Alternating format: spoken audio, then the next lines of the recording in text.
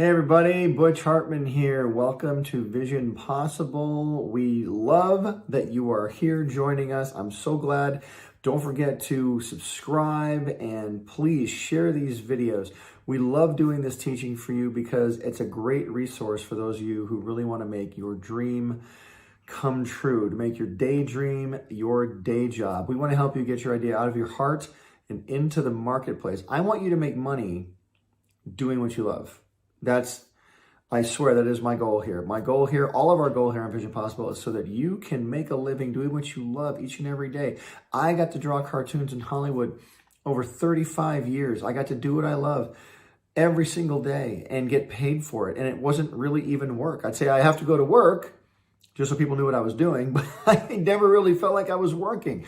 Yes, there were deadlines. Yes, there were crunch times. And yes, there were things that didn't work out well, but 90% of the time it worked out great because I just love to learn and I love to do what I love, and I know you do as well. So welcome to Vision Possible. We're glad you're here. We have live teaching 5 days a week, absolutely free. Don't forget to check out all of our videos. We're so glad we can do this for you. It's a wonderful resource, not just for you, but for maybe somebody that you might know that might need some teaching like this or might need some, mentorship. Think of this as a mentor. We haven't met personally, but we're here all the time for you. So, we have great teachers in the areas of finance, leadership, social media, entrepreneurship. I do entertainment, and I combine all those other elements as well because everything I do needs a bit of each one of those. You sell a show, how do you finance it? How do you get funding for it? And then how do you negotiate those deals? Social media, how do you advertise your show? How do you, when you get a project, how do you go from being the guy who created it to the person that's now running it, producing it, making sure all the ducks are in a row every single day, making sure the whole thing gets done. So at the end of the day, there's a product to put on a streaming service or a TV set or an iPhone. There's got to be some content, coming out of this device at some point, and someone's making it. Why can't it be you? And that's why you're here, getting some ideas and hopefully some encouragement from me. I'm Butch Hartman. I created the Fairly Odd Parents on Nickelodeon. I created Danny Phantom.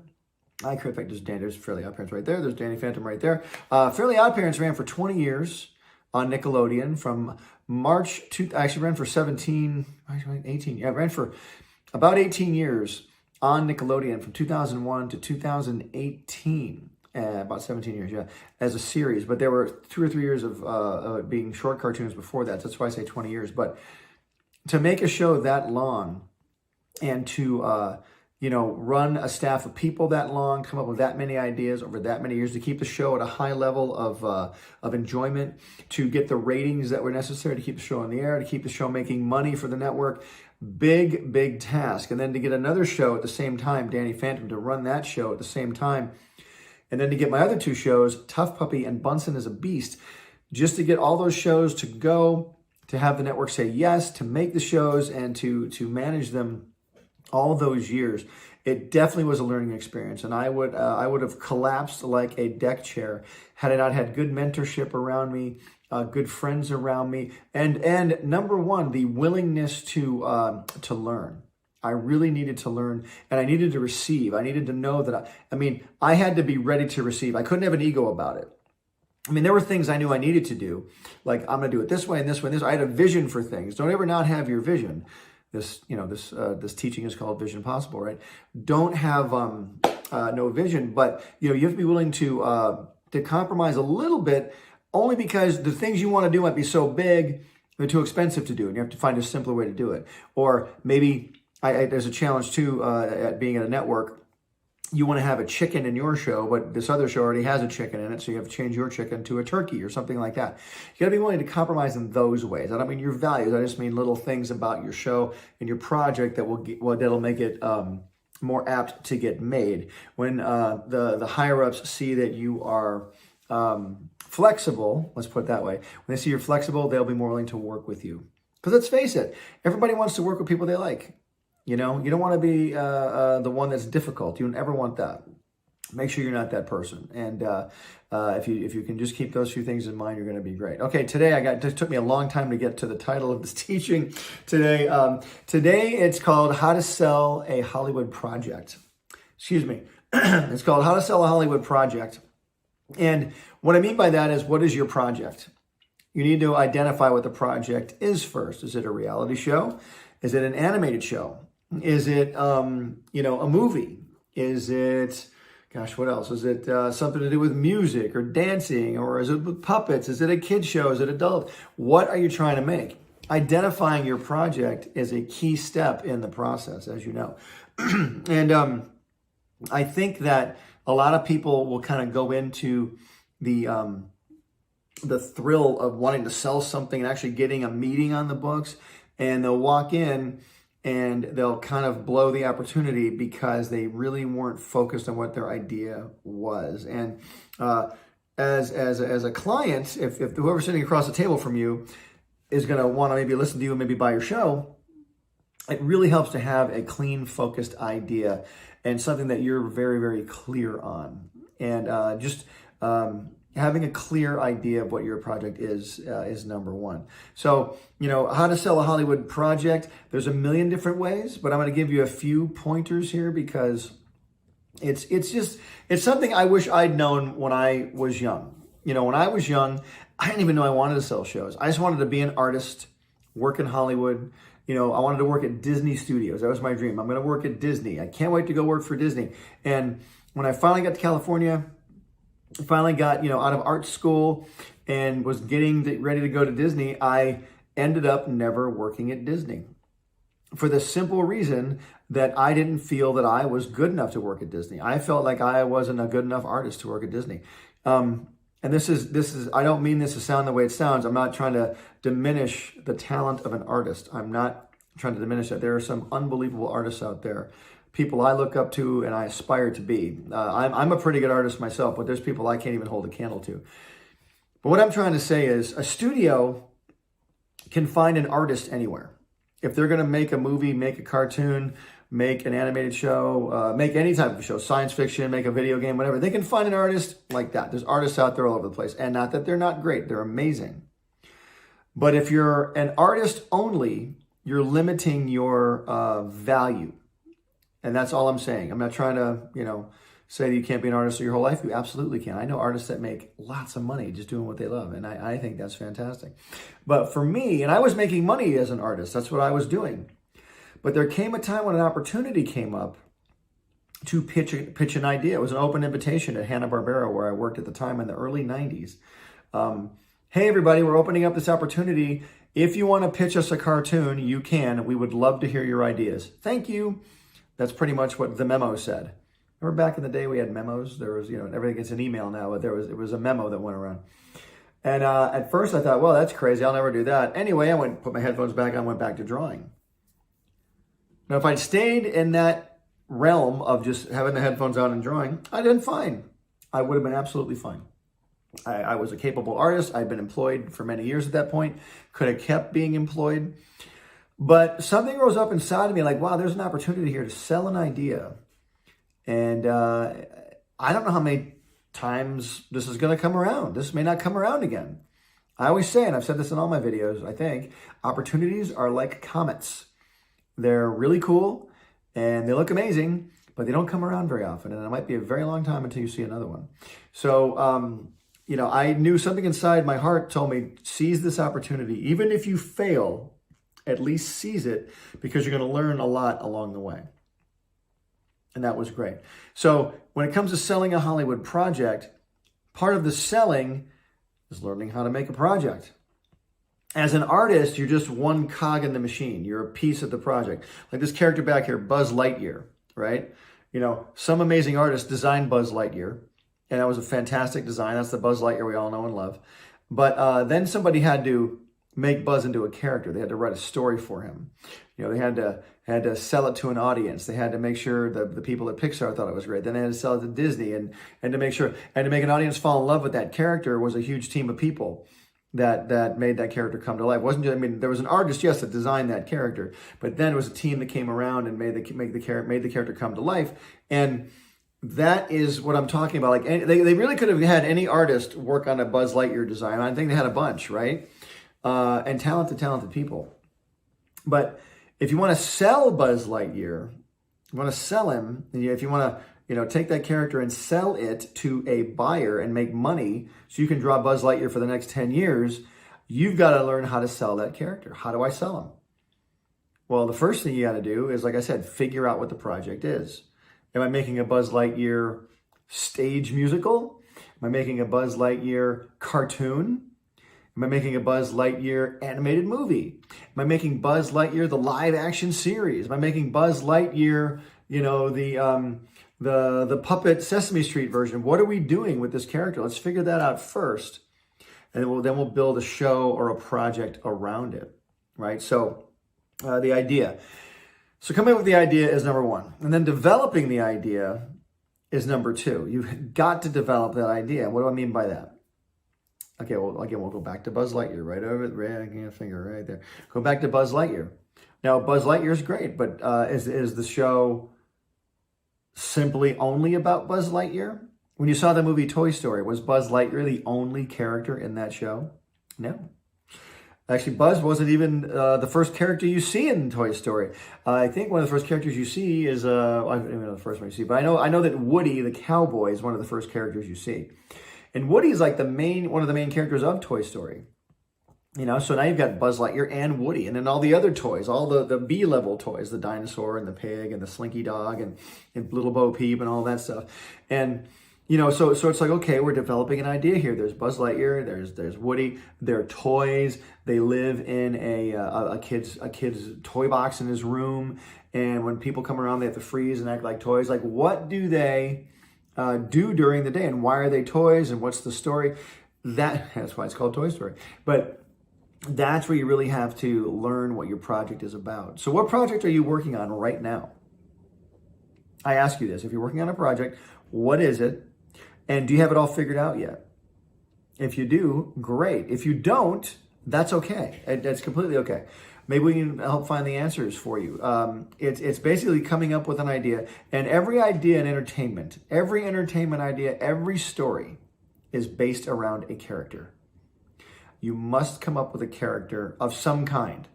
If you're doing a story about weather, that's fine, but then the weather is the character. You know what I mean? You're telling a story about the weather. And you'll have to somehow string together a narrative about the weather so people can be entertained by it. So you need a character, and who's your character? Who are your characters, plural?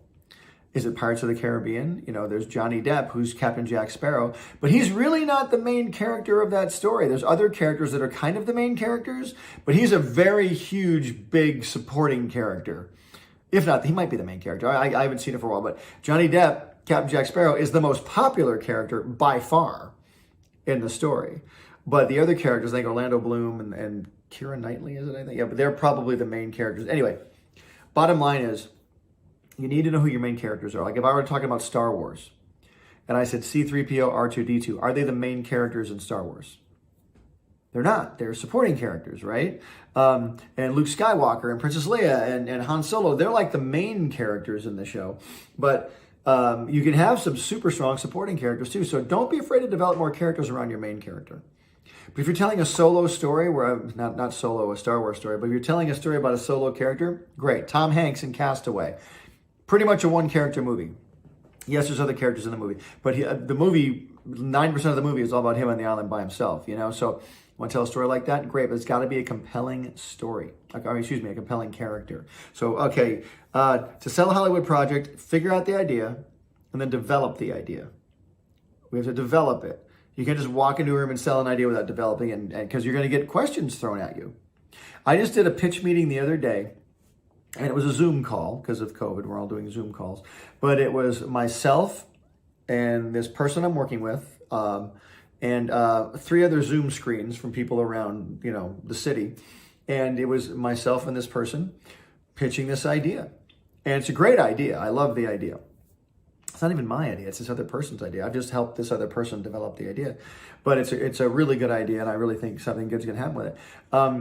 And it took us a while to even get to this point. We've already had several pitches, and with every pitch, we've learned what's working and what's not working. We thought we had a great idea here, but with one pitch, somebody would ask a question, we'd be like, that's a really good question. We should adjust that.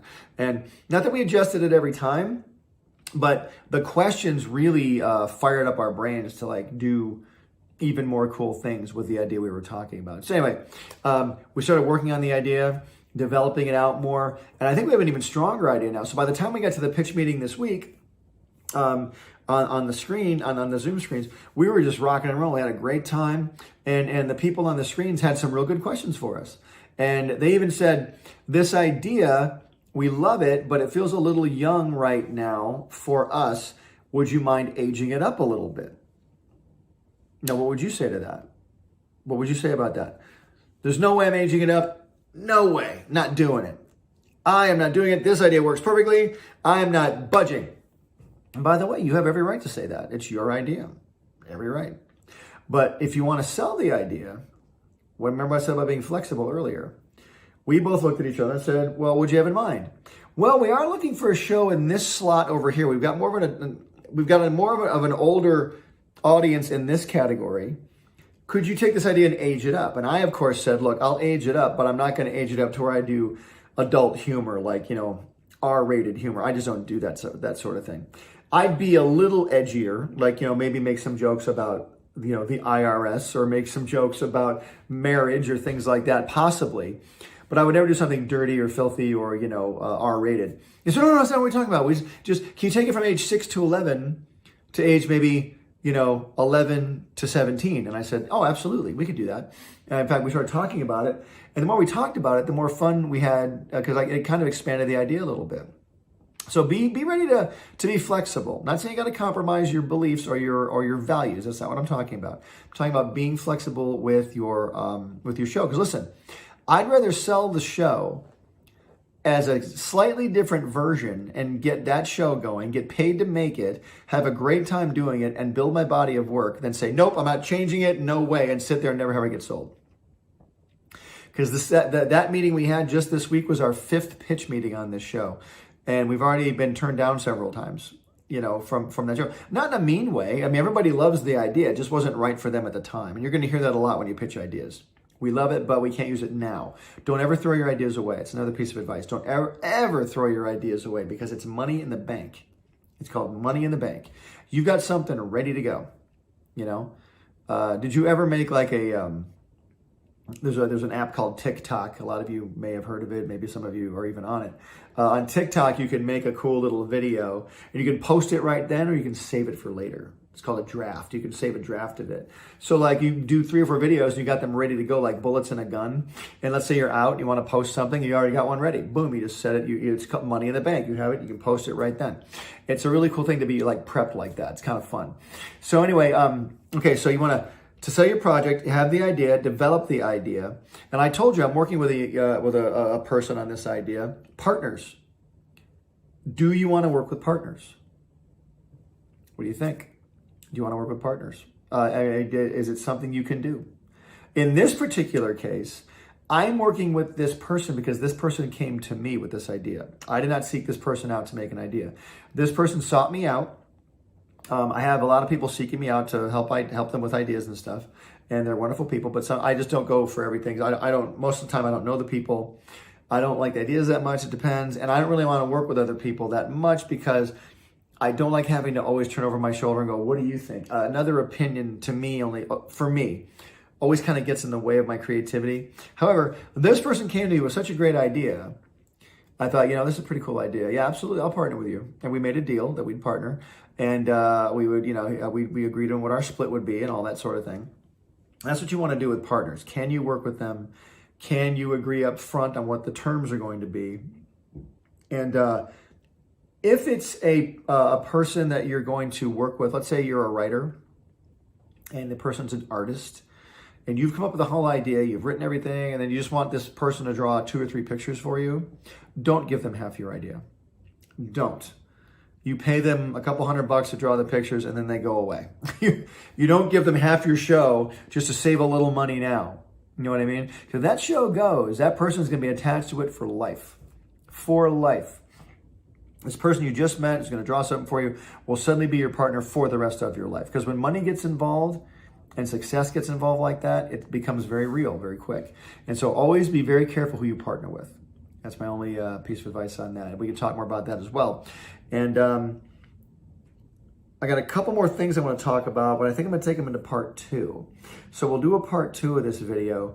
I think it's very key that we continue to talk about this topic because we want to make sure that it's not only about getting an idea developed, it's about selling it and selling it properly. So we'll cover these other 2 or 3, actually 3 or 4 points in the next video. But I just want to encourage you guys, keep watching the Vision Possible videos. We're so glad you're here.